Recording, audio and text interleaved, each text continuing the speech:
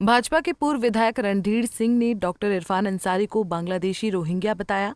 स्वास्थ्य मंत्री इरफान अंसारी पर निशाना साधते हुए उन्होंने कहा कि स्वास्थ्य मंत्री केवल अपना चेहरा चमकाना चाहते हैं। उनके स्वास्थ्य विभाग का ये हाल है कि मार्च महीने से मुख्यमंत्री स्वास्थ्य बीमा योजना लागू किया गया है और मार्च महीने से सभी कर्मचारियों के वेतन से 500 रुपये प्रतिमाह और रिटायर्ड पेंशन धारकों के खाते से 6,000 रुपये सालाना काटा जाएगा। पैसे बीमा योजना के नाम पर इस योजना से राज्य के बड़े अस्पतालों को नहीं जोड़ा गया है। इरफान अंसारी बांग्लादेशी हैं, वो खुद बांग्लादेशी रोहिंग्या मुसलमान हैं और आने वाले दिनों में जब हमारी सरकार बनेगी, NRC लागू होगा तो इन्हें बाहर भेजने का काम करेंगे। बहुत जल्द ये यहाँ से बाहर जाएंगे। देखिए, वर्तमान राज्य सरकार की वित्तीय माली हालत बहुत खराब है, जिसका उदाहरण आप लोग देख सकते हैं कि मैया सम्मान योजना में राज्य के मुखिया ने कहा था कि हम 18 से 50 साल तक के सभी महिलाओं को मैया सम्मान योजना देंगे और पहला किस्त में 57 लाख महिलाओं को पैसा देकर इन्होंने वोट ले लिया और आज नाम हटा के 37 लाख पर ये पहुंच गए। तो ये केंद्र सरकार से कोई बकाया इनका नहीं है, कोई अथेंटिक ये रिपोर्ट भारत सरकार को नहीं दे पा रहे हैं और जिन विभागों में भी केंद्र सरकार ने पैसा दिया उनका ये खर्च नहीं कर पा रहे हैं। जहां तक रहा अभी स्वास्थ्य विभाग के द्वारा, स्वास्थ्य मंत्री जी का आप लोग सुन रहे थे, मैं भी बगल में सुन रहा था उनको, ये स्वास्थ्य मंत्री सिर्फ अपना चेहरा को चमका रहे हैं। इनका स्वास्थ्य विभाग का ये हाल है, अभी राज्य कर्मचारी स्वास्थ्य बीमा योजना विभाग ने लागू किया है।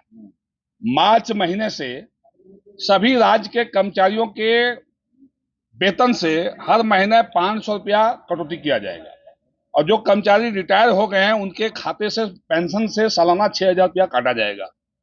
मैं पूछना चाहता हूं सरकार से, स्वास्थ्य मंत्री इरफान साहब से, कि आपने जिन अस्पतालों को जोड़ा है और जो टाटा AIG स्वास्थ्य विभाग को आपने इंश्योरेंस कंपनी को जोड़ा है, तो जो राज्य के जो बड़े अस्पताल है उसको क्यों नहीं आपने जोड़ा? इनका ना मेडिका को इन्होंने जोड़ा है, ना मेदांता को जोड़ा है, ना पारस को जोड़ा है, ना रिम्स को जोड़ा है। सिर्फ जो खाना पूर्ति वाले विभाग जो है अस्पताल है उनको इन्होंने जो है सो स्वास्थ्य विभाग में जोड़ने का काम किया ताकि कर्मचारियों का इलाज सही तरीका से नहीं हो, सीधे इंश्योरेंस कंपनी को फायदा दे। अगर कोई कर्मचारी बीमार हो जाएगा, अगर रांची से उसको बाहर रेफर करना पड़ेगा तो स्वास्थ्य विभाग का नहीं बल्कि इंश्योरेंस कंपनी से कर्मचारी को इजाजत लेना पड़ेगा। तो ये कहीं ना कहीं इंश्योरेंस कंपनी को कमाने का, फायदा देने का काम इस सरकार कर रही है। स्वास्थ्य विभाग की हालत ये हो गई है कि राज्य में कहीं भी आप डॉक्टर नहीं है, न डॉक्टर की कोई बहाली हो रही है। मंत्री के अंदर उत्पाद विभाग है, ये खाद्य आपूर्ति विभाग है, कहीं धान अधिप्राप्ति नहीं हुई। जो लक्ष्य था, लक्ष्य से काफी पीछे रह गई।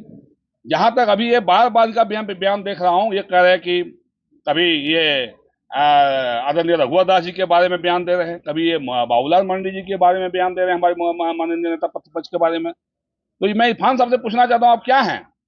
कांग्रेस पार्टी के प्रवक्ता हैं क्या आप? कांग्रेस पार्टी के नेता प्रतिपक्ष हैं क्या आप? कांग्रेस पार्टी के प्रदेश अध्यक्ष हैं क्या आप?